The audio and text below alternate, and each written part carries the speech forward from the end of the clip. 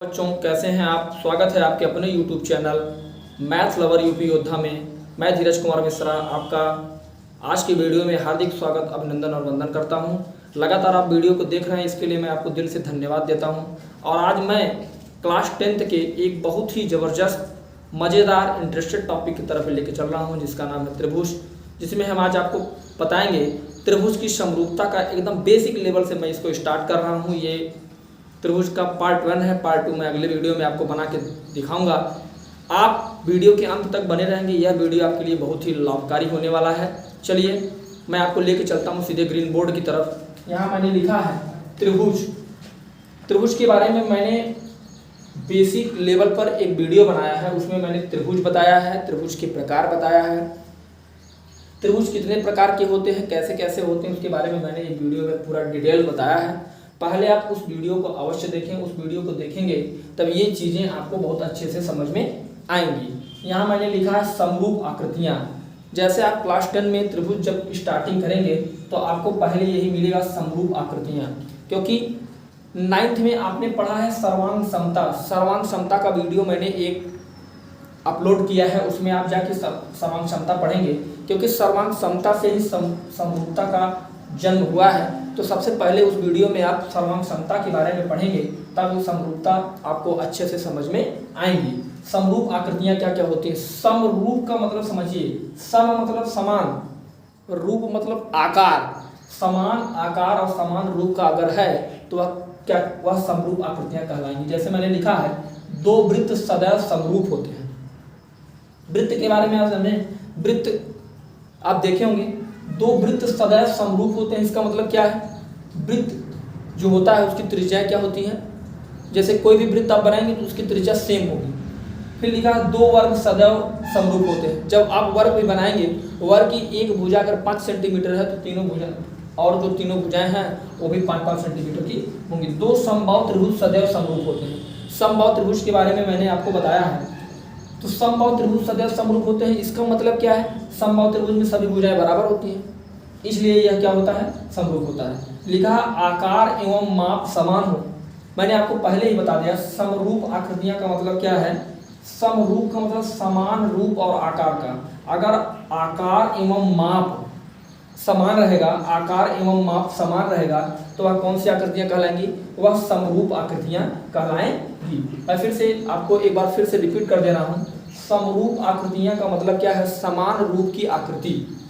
जिसमें पहला है दो वृत्त सदैव समरूप होते हैं, दूसरा दो वर्ग सदैव समरूप होते हैं, तीसरा दो समबाहु त्रिभुज सदैव समरूप होते हैं, चौथा आकार एवं माप समान होता है। आकार एवं माप जब समान होता है तो वह कौन सी आकृतियां कहलाती बच्चों, वह समरूप आकृतियां कहलाती हैं।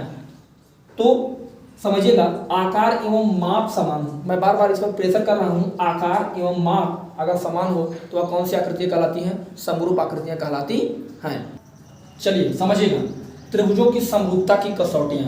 ध्यान दीजिएगा त्रिभुजों की समरूप, जब आप त्रिभुज को समरूप करेंगे, ध्यान दीजिएगा बच्चों, जब आप त्रिभुज को समरूप करेंगे उसकी क्या क्या कसौटियां हैं, कैसे कैसे त्रिभुज समरूप होते हैं। लिखा है दो त्रिभुज समरूप होते हैं यदि, आपको पता है कि समरूपता में त्रिभुजों की संख्या कितनी होगी बच्चों, 2 होगी। मैं इस बात को सर्वांग समता में बहुत अच्छे से बता दिया हूँ कि अगर त्रिभुज सर्वांगसम होगा तो उसमें कितने फिगर होंगे, उसमें फिगरों की संख्या 2 होगी, तब जाके वह सर्वांग समता का नियम का पालन करेगा।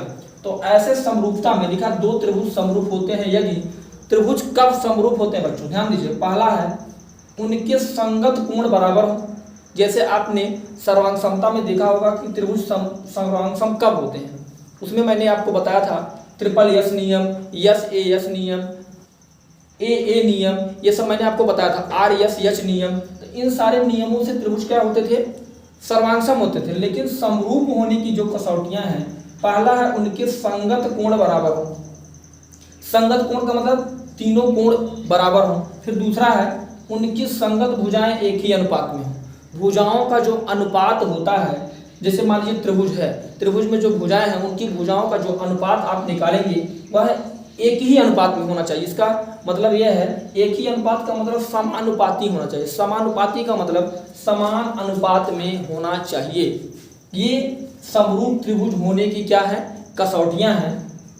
पहला, उसमें फिर से मैं आपको बता दे रहा हूँ, रिपीट मैं कर दे रहा हूँ, जब आप त्रिभुज समरूप करेंगे उसमें पहला पॉइंट, पहला कोटेशन होना चाहिए उनके संगत कोण बराबर हों, तब जाके त्रिभुज समरूप होगा। अगर संगत कोण बराबर होंगे और उनकी संगत भुजाएं एक ही अनुपात में होंगी, तब त्रिभुज क्या हो जाएगा बच्चों, समरूप हो जाएगा। तब त्रिभुज क्या हो जाएगा, समरूप हो जाएगा। लिखा है। अब आप प्रमेय 6.1 को देखिए, ध्यान दीजिएगा। लिखा है यदि किसी त्रिभुज की एक भुजा के समांतर, पहले ध्यान दीजिएगा, कहा यदि किसी त्रिभुज की, मैंने त्रिभुज बना दिया, एक भुजा के समांतर, कोई त्रिभुज की भुजा, मान लीजिए भुजा का नाम BC, समांतर अन्य दो भुजाओं को भिन्न भिन्न बिंदुओं पर प्रक्षेद करे। अन्य दो भुजाओं को देखिए अलग अलग बिंदुओं पर प्रक्षेद करने के लिए एक रेखा खींची जाए। जब तक आप रेखा नहीं खींचेंगे तब तक अलग अलग बिंदु पर ये प्रक्षेद नहीं करेंगे। करने के लिए एक रेखा जब खींची जाएगी तो ये अन्य दो भुजाएं एक ही अनुपात में विभाजित हो जाती हैं। ये प्रमेय 6.1 है। इसका पूरा निगमन हम नहीं किए हैं, मैं आपको एकदम मोटी मोटी बात बता रहा हूँ। अगर ये कंडीशन आपको दिखाई दे रहा है कि यदि किसी त्रिभुज की एक भुजा के समांतर अन्य दो भुजाओं को भिन्न भिन्न बिंदुओं पर प्रक्षेद करने के लिए एक रेखा खींची जाए तो ये अन्य दो भुजाएं एक ही अनुपात में विभाजित हो जाती हैं। थेल्स प्रमेय के अकॉर्डिंग ये क्या हो जाता है बेटा, ये हो जाएगा AD बटे DB का अनुपात बराबर हो जाएगा AE बटे EC के अनुपात के बराबर हो जाएगा। बात को ध्यान से समझें। कह रहा है यदि किसी त्रिभुज की, मैं बार बार रिपीट कर रहा हूं, ध्यान देंगे, प्रमेय 6.1 थेल्स प्रमेय का पूरा जान लीजिए, एकदम मजबूत पॉइंट है और प्रमेय 6.1 का ही यूज करके हर बार एग्जाम में बहुत सारे नंबर इसी से उठाए जाते हैं। इसलिए इस प्रमेय को आपको बहुत ध्यान से और सावधानी पूर्वक पढ़ना है। लिखा है यदि किसी त्रिभुज की एक भुजा के समांतर, त्रिभुज आपके सामने बन के मैंने तैयार कर दिया, अन्य दो भुजाओं को भिन्न भिन्न बिंदुओं पर प्रक्षेद करने के लिए एक रेखा खींची जाए। जब आप एक रेखा खींचेंगे, BC के समांतर एक रेखा खींचेंगे तो वह D और E पर क्या करेगा बच्चों, प्रतिच्छेद करेगा। फिर कहरा खींची जाए तो ये अन्य दो भुजाएं एक ही अनुपात में विभाजित हो जाती हैं। एक ही अनुपात का मतलब AD बटे DB का अनुपात AE बटे EC के अनुपात के बराबर होगा। और सुनिए, अगर इसी में मैं आपको एक चीज और बता दे रहा हूं, अगर AD बटे DB का अनुपात AE बटे EC के अनुपात के बराबर है तब BC समांतर होगा किसके, BC समांतर होगा DE के।